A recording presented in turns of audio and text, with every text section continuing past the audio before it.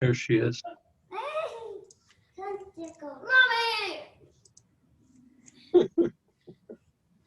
This is Leah. What's mom? Why is it colorful? Maake. Bye, Patty. See ya. Bye.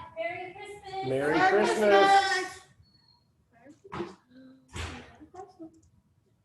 Okay. Are you gonna kick whatever that is? Christmas Mama? Eve. Merry Christmas. Just don't want Santa to kick it over. Merry Christmas Eve.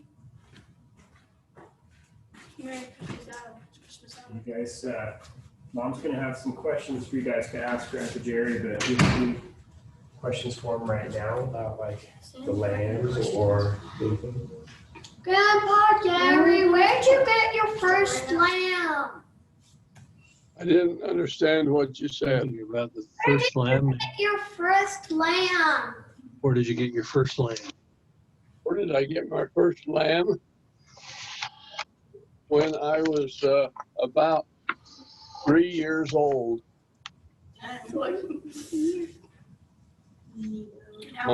My dad had sheep, and with a big herd of sheep, there's always some lambs that get orphaned off their mothers somehow. And we had about 4 or 5 orphan lambs, and that was my first lambs that I had. And they tell me that we had a sorter. It was a sorter chute where we sorted the sheep, like if you wanted. Did you hear his question? Different breeds of sheep in one place and different in another. Anyway, this sorter chute, if you start the sheep down through the alley of the sorter chute, they will just follow one another. And so they tell me that I used to run those bum lambs, we call them bum lambs because they didn't have a mother. I start them down the chute and then run over to the sorter, and it's a gate. You just turn one way or another, and one goes one way and one goes the other. So the white facemans, I'd run and turn, and they go this way, and the black facemans that go this way. And if there was one that was called a smut face, which was halfway in between, they said I'd pause and look and see which way he went. And so when I was about 3 years old, that was one of the things that I liked to do because I enjoyed animals.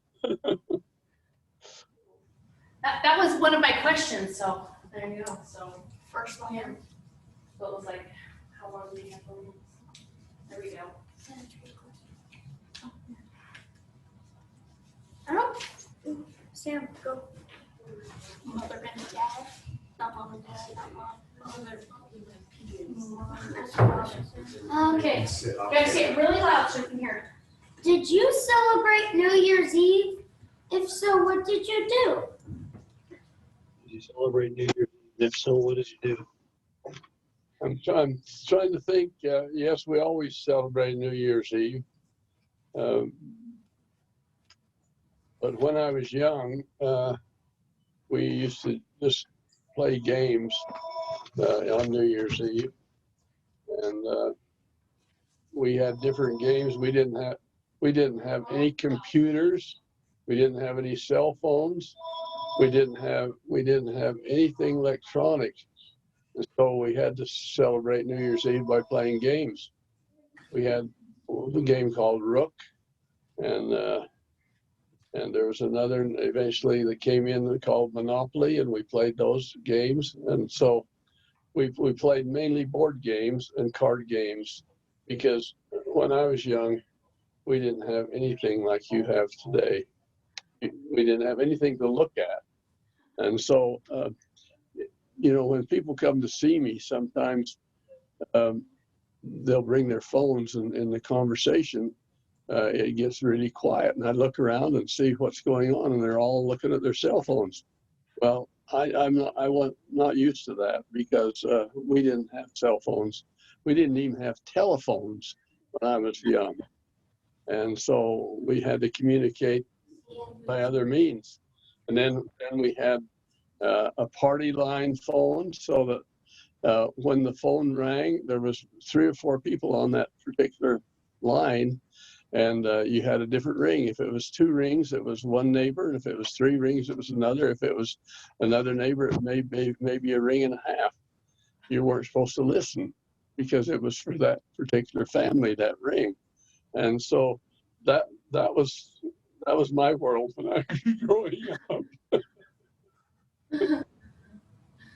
It's a crazy thing.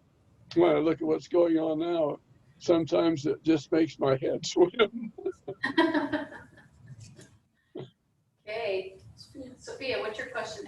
Real loud. How long did you keep your Christmas tree up?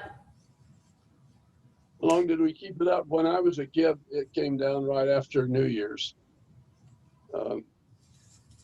And so that whole holiday season, we celebrated different things and did fun things. We didn't leave it up after New Year's. Did you chop your own tree down, or did they have lots in the area where you could get a tree? Early on, we went and cut our own tree often, but then it depended on where we lived. If it was a long distance, we just go buy a tree. We always had a live tree.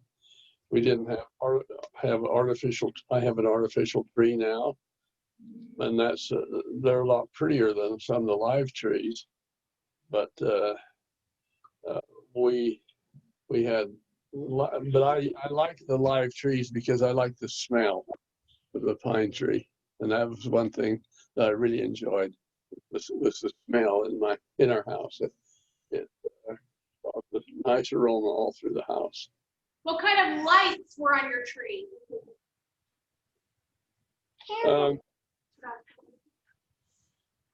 Originally there were some candles that we lit, but that didn't last very long because it was too dangerous.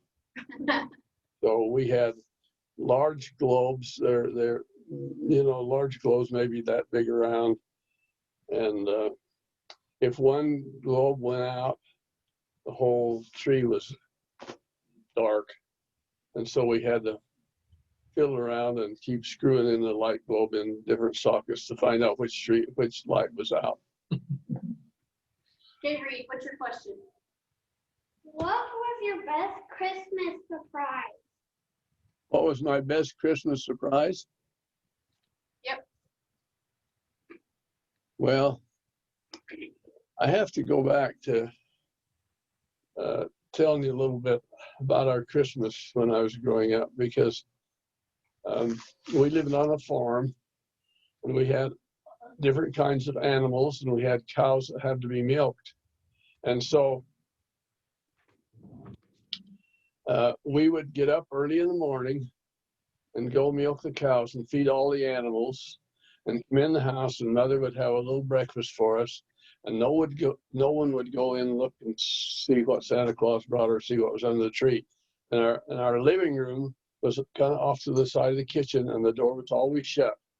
And so after the animals were all taken care of and the cows were milked and everything was outside, we'd come in and have a little bite to eat. Then we would go into the Christmas tree. And when the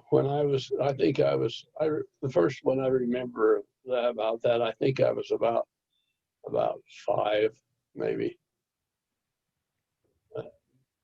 But anyway, we would line up according to our age. So I was the youngest one.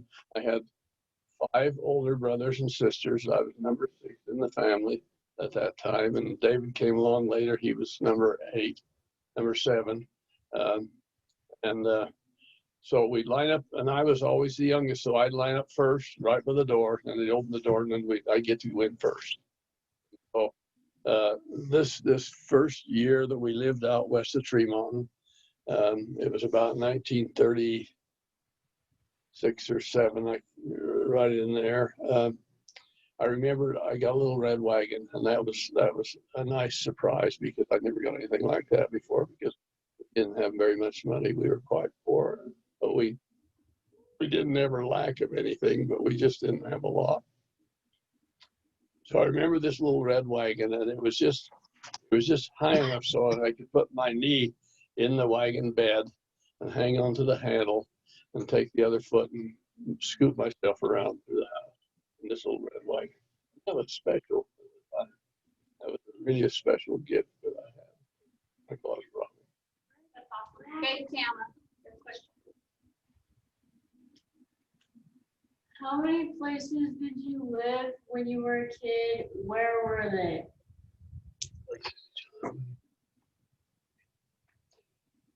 Well, I was born in a town of Venice, Utah, Venice, and that was down in Sevier County, just about 3 miles out of Richfield.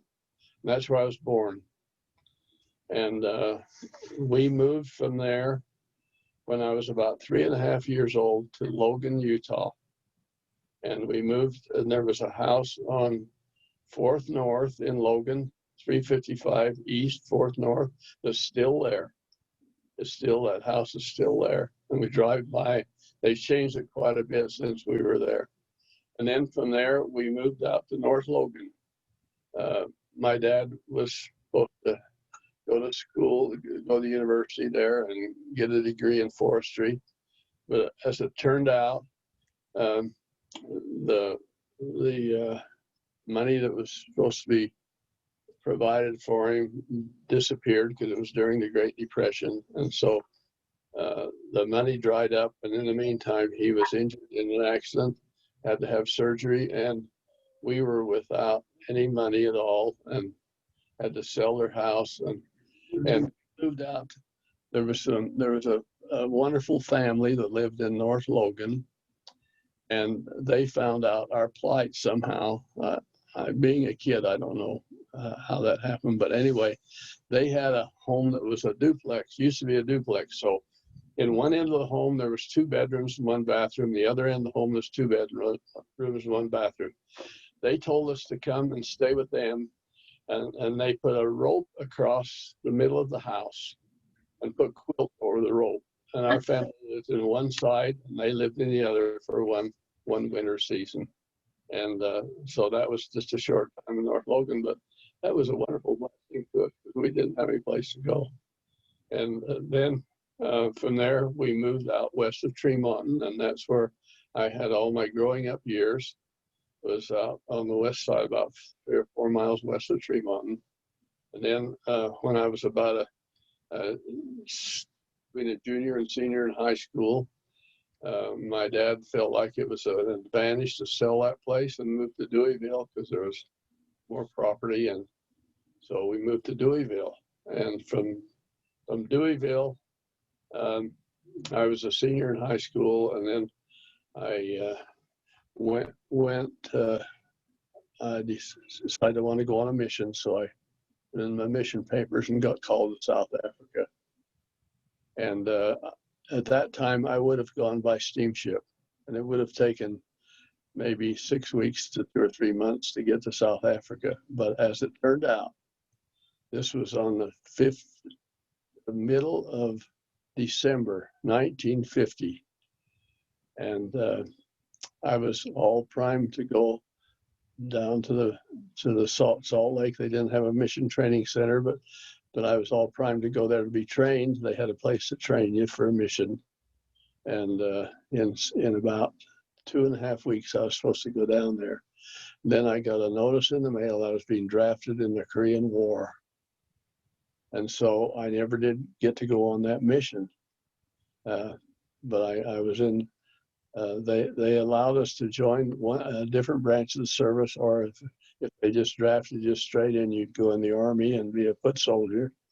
And I kind of wanted to do something else. So we went to all the recruiting offices, and the Navy recruiting office says, I have one billet here for HSAR. And I said, and I says, what's that? And they says, you have to have a high school diploma, and you have to pass the test with at least 70. And so I said, give me the test. I passed the test, and I was in the U.S. Navy Air Force. And so then I went to San Diego, lived in San Diego, and then that was boot camp. And then from boot camp, we were supposed to have an interview to see where they were going to send us.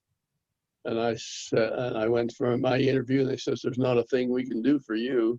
And I says, you mean I was that bad in boot camp that you can't do anything for me? And they says, no, you have HSAR on after your name. That means you're going to go to 1 year of school. So I went to aviation school. And from there, according to our grades, we could pick a specialty school. And I chose aviation electronics technician. And for the next about 8 or 9 months, I was in that school. And when I got out of that school, I got a 10-day delay en route back to Garland, where my folks live, and I got married. We got married, and that was so.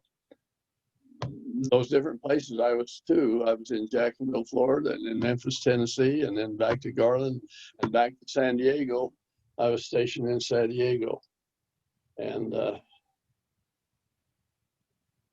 after I was married, we started a family, and eventually about 3 years later, we moved back to Garland. And then we built this home in Elwood, and we've been here for nearly 44 years. So that's a long story to answer your question. When did you meet Barbara then? Did you know her when she was younger? Well, I knew her when she was 14, and I fell in love with her. And Heavenly Father says she's the right one for you, but I didn't dare tell her that. I don't think it would have fit very well. So I dated her in high school for the rest of my high school, and so when I went in the service, I gave her a diamond, and then a year later we got married. She was a high school sweetheart. Sarah, do you have a question? Okay. Did you have a Christmas dinner? If so, what did you eat? Did we have a Christmas dinner? Yeah. We had Christmas dinners. When you were younger, I guess, when you were a kid. When I was a kid, we had probably very typical of the food we eat now. We had roast beef and potatoes and gravy and some vegetables. It was pretty much standard because we didn't have a lot of extra things to eat, so it wasn't very fancy. So no tofu and no quinoa and no vegan dishes and no any of that stuff. When you live on the farm, you eat what's available. Okay, Becca, do you have another one? What's your favorite Christmas tradition? My favorite Christmas Dish, I think. dish. Tradition. Oh, Tradition. tradition. Favorite Christmas tradition. One of the favorite Christmas traditions is follows what I told you about when the first Christmas when they had the red wagon and we took care of the animals first, is to always go and give the animals a bed of straw by Christmas Eve.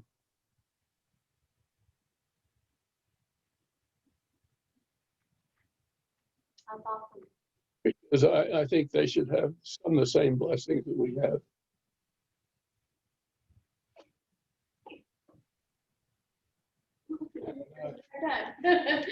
Hey, Sam, do you have a question? Did you always have farm animals to take care of? What were they and how many did you have? Now, my ears didn't hear as fast as you were talking. So yeah. Did you always have farm animals to take care of? What did you have and how many did you have? Well, we probably had 25 sheep and probably had 4 or 5 pigs. And we had, this is early, this is in the 1930s. We had 4 horses had 2 riding horses and 2 work horses, because early on we used to farm with horses. Didn't have a tractor, didn't have any machinery that was mechanized at all. And then we had milk cows. And we had about 6 or 7 milk cows. We didn't have a milker. We milked them all by the hand squeeze.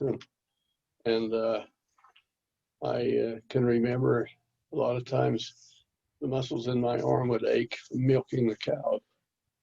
But and then of late, the only animals we have is sheep. So it's depends on where we lived and what was going on. Did you know how to ride the horses? Yeah, I sure did. I grew up riding a horse. When we lived out west of Tree Mountain, there was we had a 1/4 mile of frontage along what's now Rocket Road, which is a busy paved road, but then it was just a gravel road, county road.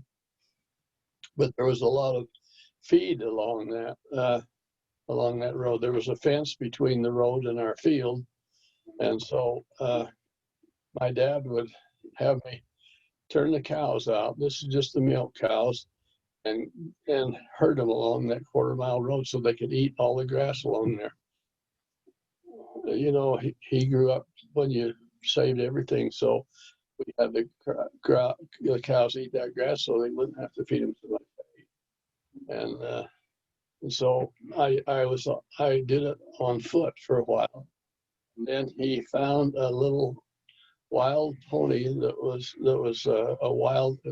among the wild horses on the desert, but they'd rounded them up and sold them to people.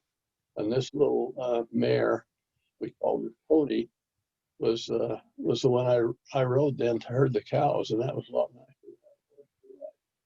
But I rode her bareback. We didn't have a saddle. I just on her bareback and throw my foot over and ride her back and forth. But because she was a wild horse, if I ever dropped, you have reins that you guide them with when you sit on there. And if I dropped the reins, if I was off the horse and let the reins go, she'd run home. She'd always go home if she could. And so away she'd go clear back a 1/4 mile home, and I'd have to go back and get her, or maybe just herd the cows till we got home, and then not drop the reins the next time. But I was glad to have a little horse, a saddle horse to ride. And then later on, we had a saddle, and we had she had a colt, and we named her Choice, and she was larger, just a medium-sized horse. Tony was a smaller horse, and so we had 2 riding horses. Sophia, what did you give your mom? Did you give your mom and dad gifts for Christmas? What did you give them? Did you give your mom and dad for Christmas? I didn't give them very much because I didn't have much money. When I was a kid, of course, I didn't give them anything, but it was just simple things that didn't cost much money. We grew up.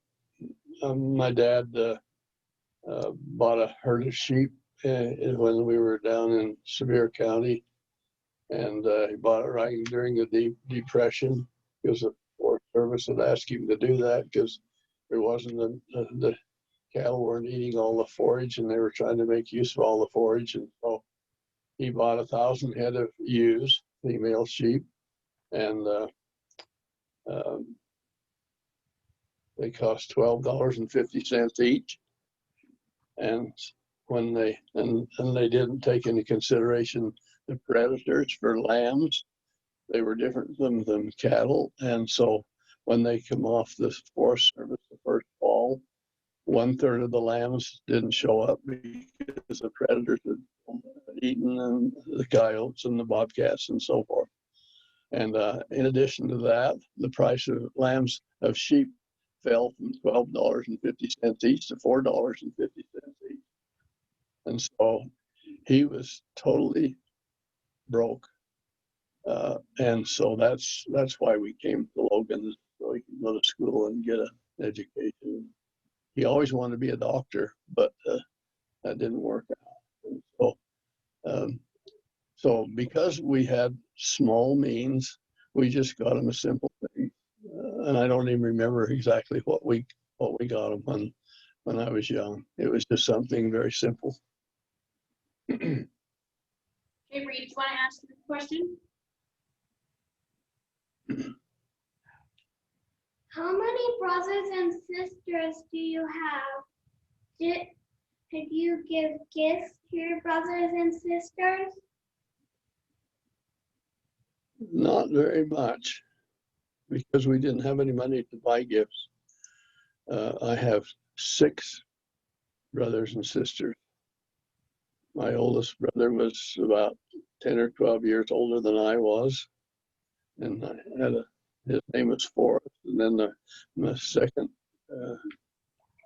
was Maxine, and she was my oldest sister, and then Dean, D-A-N-E, was my next oldest sister, and Belle, B-E-L-L-E, was my next sister, and Gloria May was just 5 years older than I was. And then I have a younger brother, David, that's 8 years younger. But we didn't have any money to give our siblings presents. It just wasn't available.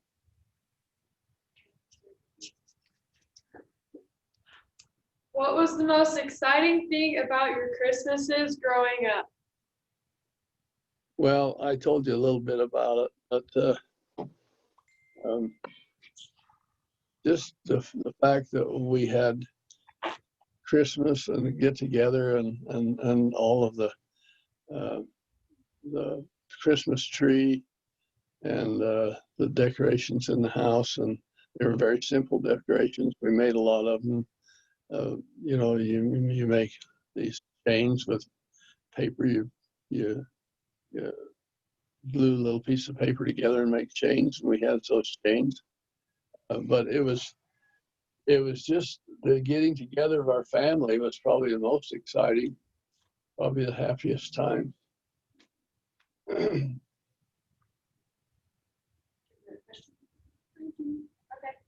Did you have snow for Christmas? How deep did it get? Did you like the snow? Have snow? Did you say snow? Snow, yeah. How deep did it get? The first winter we were in West Tremont.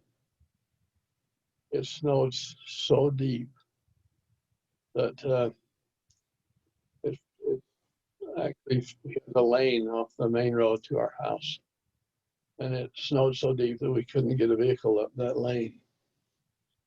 And so we had to walk out to the end of the lane, and my older brother cut steps down to the road, and it was so deep that the snow plows had a big V on them, and it plowed the snow up over the sides of the road. And it was so deep that when the school bus came, you couldn't see it go by. You just sometimes barely see the very top of the school bus. And that was the worst winter I can remember, but that was also a fun winter because some of the neighbors had bobsleds that they pulled with teams of horses, and it froze so hard that it froze all the snow in the fields, and there were fences around all the fields to keep the animals in the summertime when they grazed parts of it. And so it snowed so deep that you could take a bobsled and drive right over the fence lines and out through the fields, and they'd come to see us in their bobsled, and they just, instead of coming down the road, they just drive down through the field. And we had in those days, we had a snow carnival among the neighbors. And so they had 2 or 3 bobsleds. Then they had horses with saddles on them, and they had a long rope that they throw out there with a knot in the end, and you get on a pair of skis and hang on to that knot in the end of the rope, and that horse would run as fast as he could. You ski behind it. It'd kick up the snow and the clods of snow and hit you in the face. That was the fun of skiing. And with the snow carnival, they all got together and had hot chocolate fixed, and I can't remember what else, but I remember hot chocolate and maybe donuts, and we would eat that out in the middle of the field where our snow carnival was. Was that in Tremont or in Logan? That was West Tremont. Logan was mainly in the city, so we didn't do any of those things in Logan.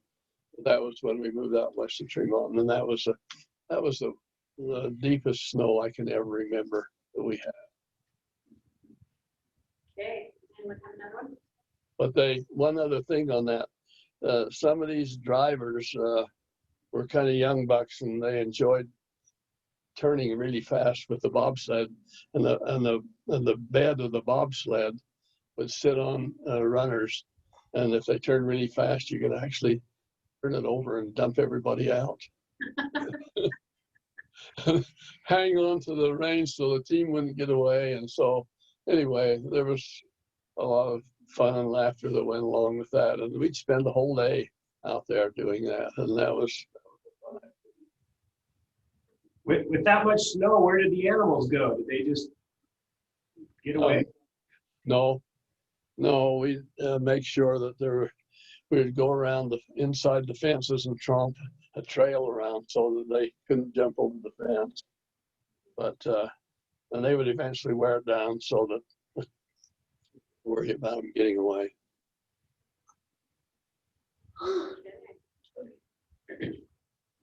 Did you hang up stockings? And if you did, what did Santa put inside of them? Well, that's an interesting thing because that first year that I remember when I got the red wagon, my stocking and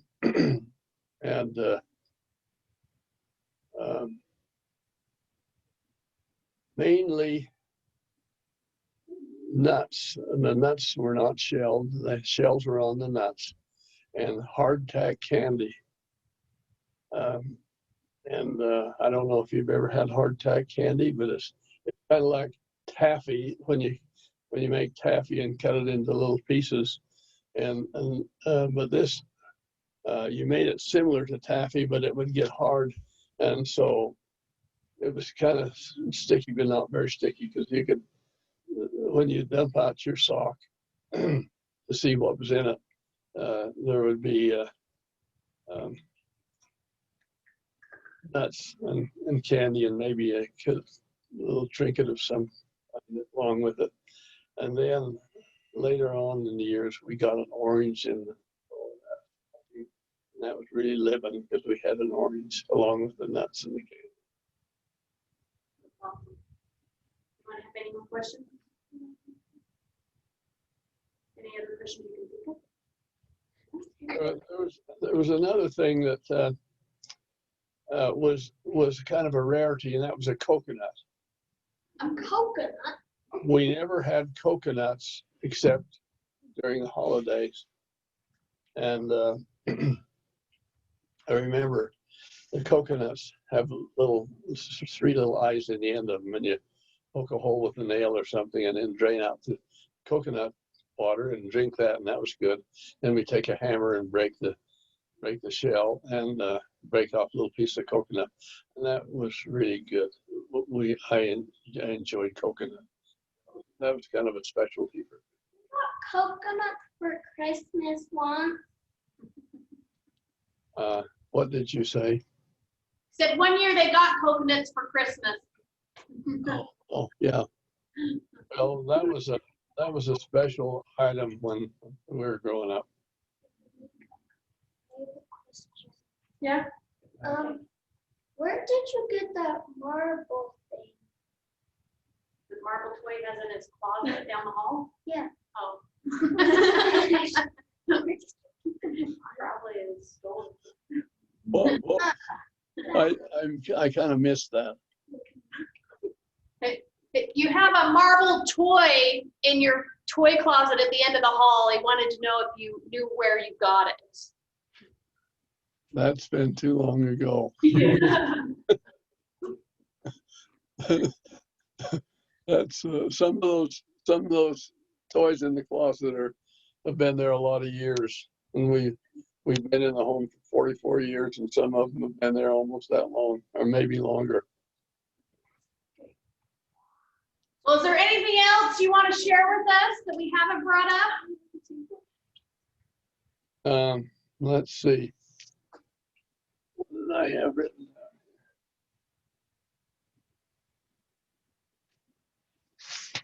That's not the right one. If there's something like that over there on the end of that counter.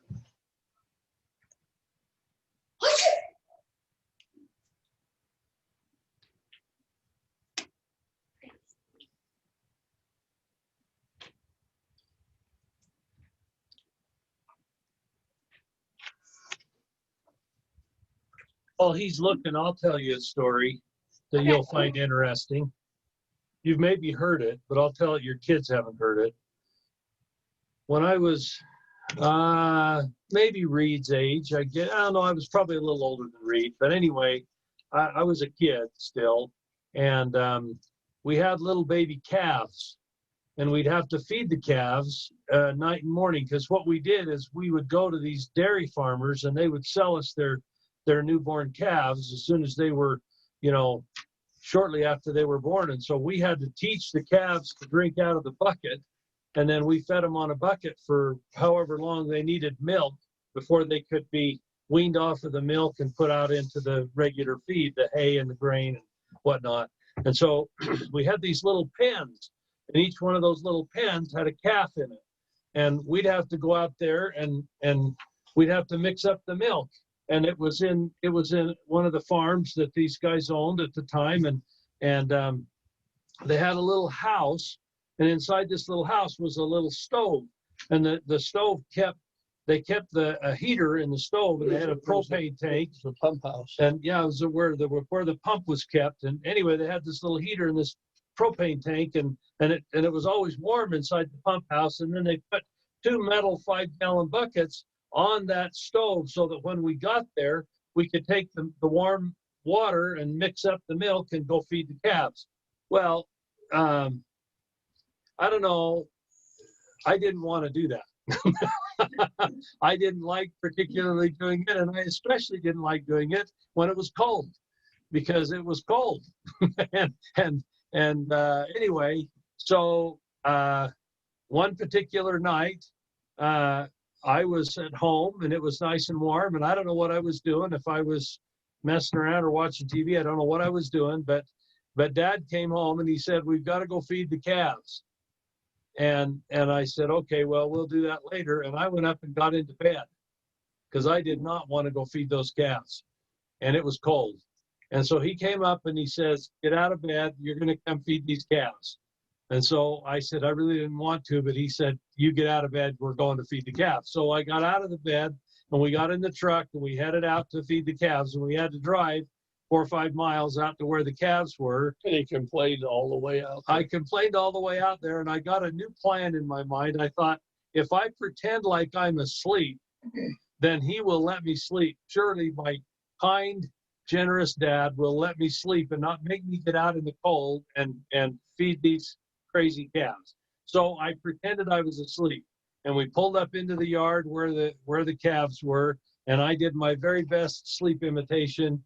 And he said, "Come on, let's go." And I didn't say anything, and he nudged me, and I didn't move. And he finally not hit me, but nudged me really hard and said, "Get out of that truck. We're going to go feed these calves." Well, by now, I was not very happy. I just was not very happy, and I didn't really want to be there feeding the calves anyway. And anyhow, we got out of the truck, and I don't remember exactly what conversation we had, but I probably said something I shouldn't have said, and Dad took out after me, and I ran as hard as I could because I figured I was going to die when he caught me. And so I ran as hard as I could, and there was a ditch, and this is winter time, and the snow was pretty deep, and so anyway, I could see that ditch, and I thought, that may be my salvation. If I jump into that ditch, maybe he won't be able to catch me. So anyway, I hit the ditch and I dropped into the ditch and he went right over the ditch and he landed in the snowbank. And when he stood up, he had snow all over his face. And I turned around and I saw him with snow all over his face and I started laughing. And I could not stop laughing. And when he first stood up, he wasn't laughing. But after that, he started laughing with us. Anyway, we both laughed together and he put his arm around me and I put my arm around him. And we told each other we loved each other. And we went over and we fed the calves together. And that was quite a memory. That was just a memory of a night that could have gone a different direction, but ended up being a memory that I'll never forget. Just back a thing or two here that I wanted to mention. When Barbara and I we got married on the 7th of December. So we were newlyweds in San Diego, California. And I had my base pay was $66 a month. And it was a little bit of a stipend if you're married. Anyway, we went to church the very first Sunday we were there, and there was we didn't have a place to stay. We were looking for a place to stay, and there was a lady there that was a widow, and she found out our plight, and she says, "Well, I'll rent you one of my bedrooms." And so we rented a bedroom from her, and I came home from this was just before Christmas, and I came home from the base one day, and Barbara was sitting there crying. And I said, "What's the matter?" And she says, "There's ants in there." And she says, "I found out they were coming under the window, and they were going in our dresser drawer, and I cleaned it all out and scoured it out with Clorox and got rid of all the ants and went back there, and there was no trail of ants again." And I says, "Well, there's something that they're looking for." So we pulled the drawer open, and here was a box my mother wrapped up as a Christmas present, and it was her homemade candy. And the ants found that homemade candy, and we opened the box, and it was just full of ants. So that ruined our Christmas candy. But and so we were just newlyweds, and we were trying to get along with each other, and I've had a few things like that happened, and then back to when we were back home and had our family, and at that time I was a bishop, and one morning I found out on Christmas morning that there was a family that didn't have any. So it already unwrapped their presents and decide on which was their favorite. Okay, there's a family that doesn't have it. I want you to pick your favorite toy, wrap it up, and we'll take it to that. I don't think I ever forgot that Christmas and how everyone felt, because we had a lot of gifts. And then to wrap up your favorite toy, your favorite doll, or whichever one is your favorite, and give it to someone else. It was memorable, and I've never forgotten it, because it was a special event in our lives.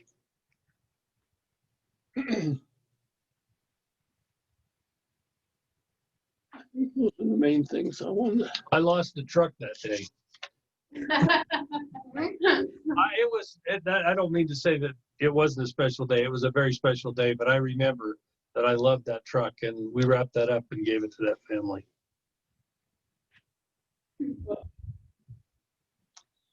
Barbara always made Christmas special. As we know, the wives and mothers and women in our lives are what makes Christmas special. And that time we lived in Garland, and the kids are growing up.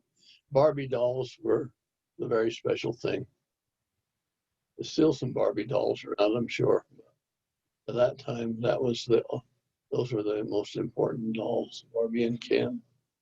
And Barbara started making dresses for Barbie dolls that she was for our kids, and she was quite a seamstress, and she would make Gone with the Wind dresses that were just beautiful formals for Barbie dolls, and you know Barbie is only that big around, and so it was quite a task to make those kind of dresses. She'd make all different kinds of clothes, especially the dresses. They were beautiful. Well, some neighbors and friends got wind of that, and they wanted her to make some Barbie dresses. So for a couple of years after that, every Christmas, she spent a lot of time making Barbie doll dresses for the neighbors and friends, and he'd sell them to them. And they were, I think, he charged $7.50 a piece for them, or something like that. That seemed to be the going price for them. So those little things like that, you know, you remember, and they're kind of special. How did you start the tradition with the castle? Oh yeah, I was just going to get to that. The tradition of the castle came about. Barbara worked a bit at the sugar. There was a sugar factory there that processed the beets and made sugar in Garland, and it ran all winter long to process all the beets that were dug in the fall and piled up. And so the farmers, they every beet that came in, every load of beets was tested for the amount of sugar they had in them and the weight of the load, and they would get paid based on the amount of sugar that load of beets would produce. And so they had about 4 payments to the farmers, about 3 payments to the farmers, but in the wintertime, there was always a beet payment before Christmas, because farmers all depended on their beet payments for Christmas and to survive the winter. So Barbara went to work there to help get out the beet payment. And so at Christmas time, he would start wrapping presents, putting them up under the tree, and she'd be over to the sugar factory working till about 4 or 5, 6 o'clock at night, and they'd be home from school. So they started getting into the presents to see what there was, and she didn't like that. She didn't want them to know ahead of time. And so she developed a castle, and she wrapped every present in gold wrapping. And they were different sizes and different shapes. She would build a castle with presents. And then she put lights on the different steps of the castle. And so nobody could get into them because they would mess up the castle if they tried to, and she'd know about it. And so she gave them strict instructions. They couldn't open them till Christmas. And she had a code that she put on the end of the present, so that when she'd pick up this present and say, okay, this is Janie's, or this is Brian's, or this is Mary Kay's, because she had this code. Well, one year she got the code mixed up somehow. I don't know what happened. And so nobody knew what the present was going to be till it got unwrapped. So that was kind of a fun surprise Christmas. But the castle got bigger every year, and it was a tradition to have the castle every year. And you, Just so you know, before the castle, I knew everything I was getting before Christmas because I had opened those presents and resealed them back up, and I was good at it. Just so you know, I was good at it. Mom must have known because that's how come we have a castle. But anyway, yeah, that she really spoiled that. I didn't have any idea what I was going to get till Christmas. It was a whole new experience for me. so anyway, now that Grandma's gone, why Mary Kay has carried on the tradition at her house. but she has a castle at her house now. And that's kind of a tradition that's carried for a long time.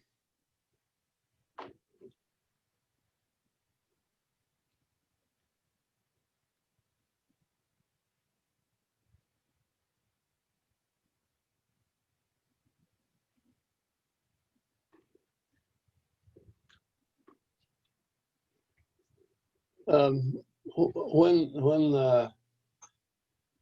our kids were getting married and having their own families, we started a tradition of having them come to our house, this same house we're in now, and they would come Christmas Eve, and we'd have a Christmas program and read the Christmas story from the Luke 2 in the New Testament about the Savior's birth.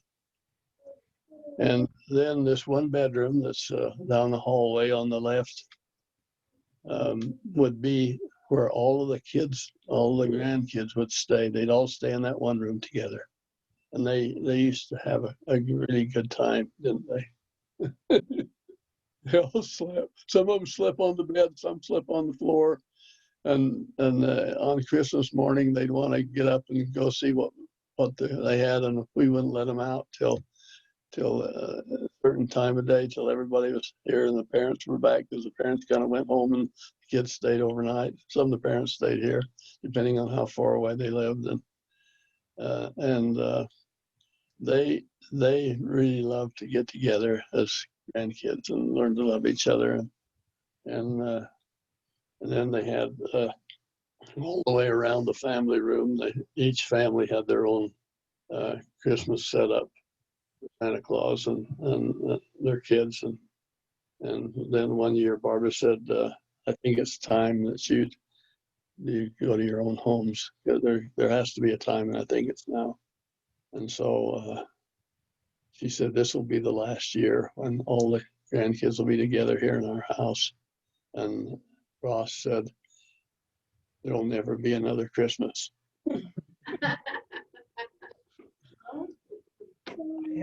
I have lots of video of those Christmases, and I've got lots of video of Rachel and Richard and Jerry John and all you kids when you were little, before, not so much Ben and Nick and the younger ones, but the older kids.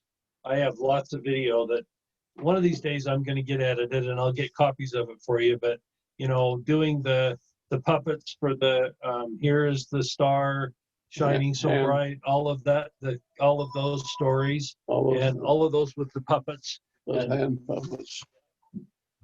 And we still do that at Mary Kay's. So we won't do it this year, but we have done every year at Mary Kay's. And so we carried on those traditions. They've been fun traditions.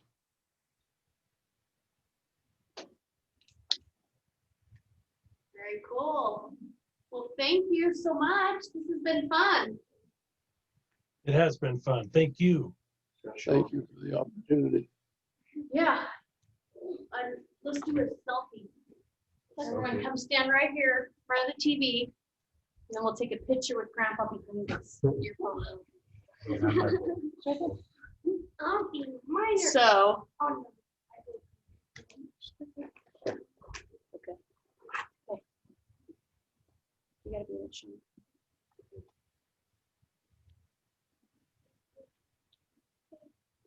That's right. There you go. Grandpa behind us. There you go. Yeah. It's right here, guys. We get Grandpa. He's in the big screen.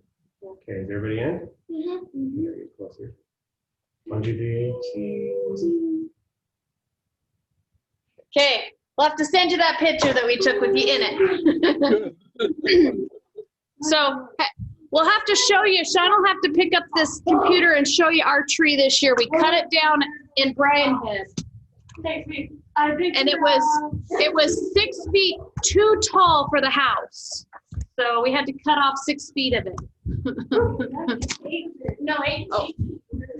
You're saying it was 12 feet tall? Yeah. It was 20 feet. Go stand next to it. 20 feet. And you got it down to Brian Head, you say? Yeah. We cut 2 feet off the bottom and like 4 feet off the top, which is why it's flat on the top and there's no top. Can you see you? That should go down and cut a tree down there, huh? Merry Christmas. That is a beautiful tree. Yeah. That is a beautiful tree. So when we got home, we had wrapped it in plastic. We got home and we went to put it up and we realized we hadn't checked to make sure there were no animals in it either. So we were hoping we didn't bring home any animals. Okay, what do you guys tell Grandpa? Thank you. Bye-bye. Thank you. Love you. Merry Christmas. Merry Christmas. Hey, Mom, look, I found a squirrel. Nice, yeah. Okay. Bye. Yeah. See ya. Bye. Bye. Okay.